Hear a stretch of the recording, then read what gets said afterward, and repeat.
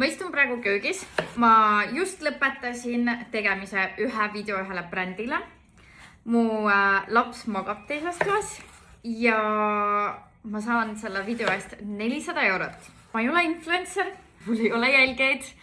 Ma lihtsalt tean, mida teha ja ma tean, mida brändid vajavad ja ma saan sellest raha. Mina olen Anett Põlismäe ja mina omasin kunagi omaenda rõivabrändi.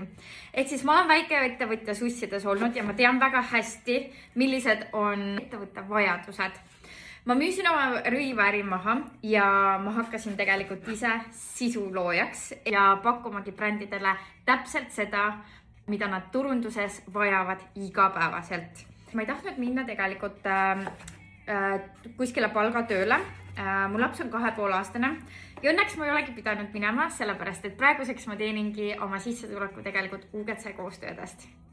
Minu viimane koostöö oli tegelikult Viru keskusega ja ma räägin lihtsalt sellest, kuidas moodi mina shoppan endale riideid ja see on tasustatud koostöö. Nii ma tegelikult teengi umbes niimoodi, et ühe video hind on 100–500 eurot, oleneb projektist ja mahust. Ja miks see töötab ka sinul on see, et sa ei pea olema influencer, sul ei pea olema jälgijaid. Brändid tegelikult otsivadki täiesti tavalisi inimesi, kes teeksid väga autentseid videosid, nagu mina praegu siin teen köögis samal ajal, kui ma lõikan oma lapsele snäkke. Ehk siis sa võid ka seda sisu teha, kas oma köögis, kas oma magamistoas, olles täiesti sassis, ilma meigita, mida iganes. Ja tegelikult brändid selle eest maksavad. Ainukene asi, mida sa pead teadma, on see, et mida brändidel vaja on ja kuidas moodi see video peab üles ehitatud olema. Ja seal ei ole mitte midagi keerulist, sellepärast et väga paljud naised, täiesti tavalised naised teevad seda juba. Täpselt samamoodi nagu Kati. Kati kirjutas mulle, et ta on mingi täiesti suvaline Kati.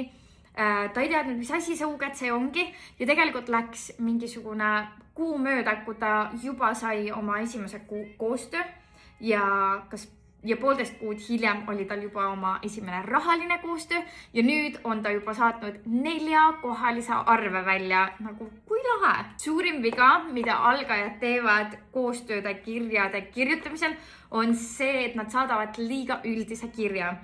Tegelikult vali välja mingisugune enda tõesti lemmiktooted, mida sa kasutad.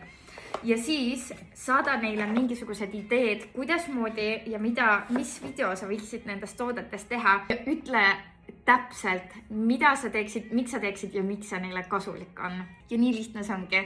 Ma õpetan tegelikult kirjade kirjutamist enda UGC kursuses ja see on suhteliselt selline konkreetne. Ma annan kõik näidiskirjad tegelikult ette, kuidas ma ise brändidele kirjutan ja mida seal kirjas siis peab ka mainima. Sees ongi kogu süsteem algusest lõpuni, mida sa pead teadma, kuidas moodi kirja kirjutada, kuidas moodi näidata oma tehtud tööd isegi siis, kui sa pole ühtegi tehtud tööd teinud.